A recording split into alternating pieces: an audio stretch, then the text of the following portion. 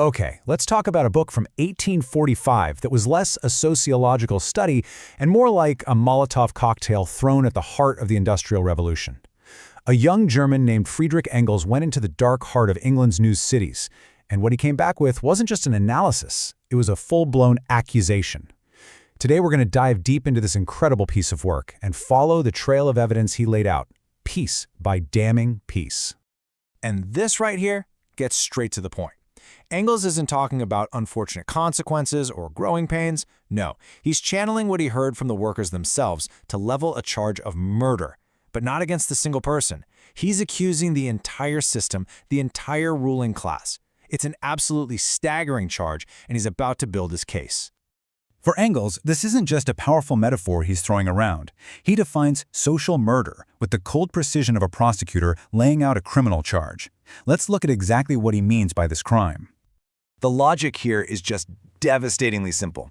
What Engels is arguing is that if society's leaders know the conditions they've created will absolutely, inevitably lead to the early deaths of thousands, but they do nothing about it because fixing it would hurt profits, then their inaction is a choice. It's an act of commission. It's a death that's just as violent, he says, as being run through with a sword or shot with a bullet.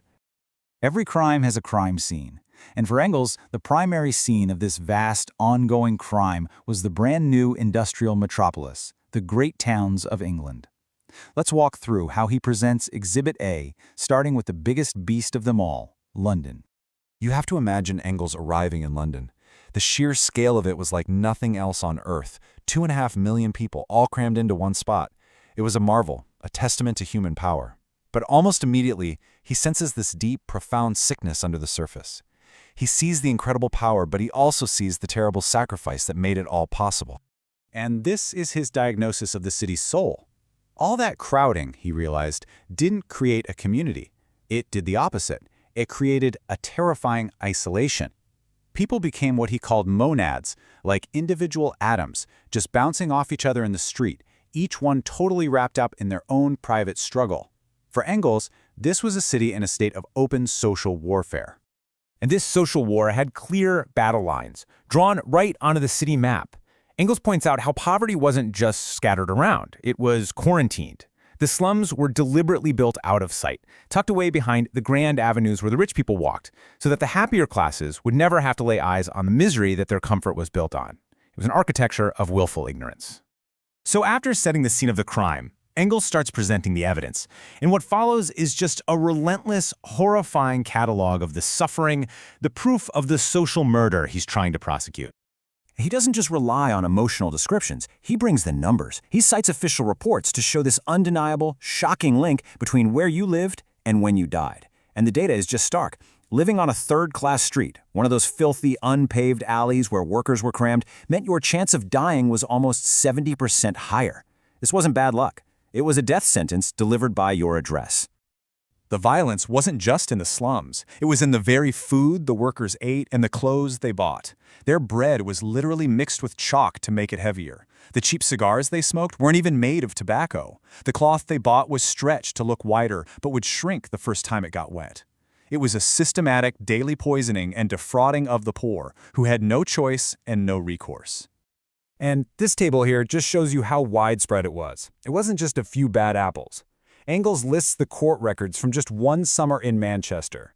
Week after week, dozens of dealers are fined for using fake weights and measures. They were stealing pennies from people who were already counting every last one just to survive. Now, what's really crucial to get is that this misery was never even a stable thing. A worker might have a decent job one week, feeling almost comfortable, and then, bam! A trade downturn or just a boss's bad mood, and they and their entire family could be thrown out on the street, literally starving. Engels argues that this constant, terrifying uncertainty was one of the system's most brutal weapons.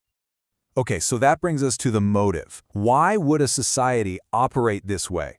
For Engels, this was no accident. It was the only logical outcome of a society that was fundamentally built on a state of war between two classes. And here's how he saw the battlefield. On one side, you have the capitalists, the powerful few who own everything. As he puts it, they seize everything for themselves. And on the other side, the poor, the weak, many. And all that's left for them is, quote, scarcely a bare existence. In his view, it's a zero-sum game. For one side to get rich, the other side has to be crushed. So what's the result of this war? This, a seven-fold explosion in crime in less than 40 years. Engels uses these stats not to condemn the workers, but to make a point. He says crime was the only logical response to their situation. When society is waging a secret war against you, what other option do you have but to wage an open war right back? And this data here is so telling. Look at that. Over 90% of criminals were either totally illiterate or could barely read and write. For Engels, this was the smoking gun. Crime wasn't about moral failure. It was born from a system that denied people the means to survive and the education to find any other path. Engels also detailed the specific tools of control. You had the truck system, where you weren't paid in money but in vouchers for the company's store, which sold you overpriced, shoddy goods.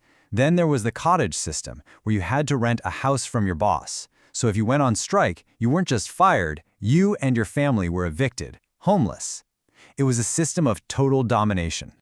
And so, after laying out the crime scene, the brutal evidence, and the clear motive, Engels rests his case. He turns to the jury, which in this case is his reader.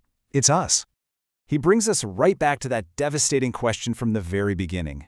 After seeing all this, the slums, the death statistics, the poisoned food, the constant fraud, the systems of total control, he just asks again, are the workers wrong to call this murder? After everything, can we honestly look at the system and call it anything less? Engels delivered his verdict nearly 2 centuries ago. He identified the crime and he named the perpetrators. But his book leaves us all with this final haunting question that still echoes today. In this vast, sprawling case of society versus the worker, was justice ever truly served?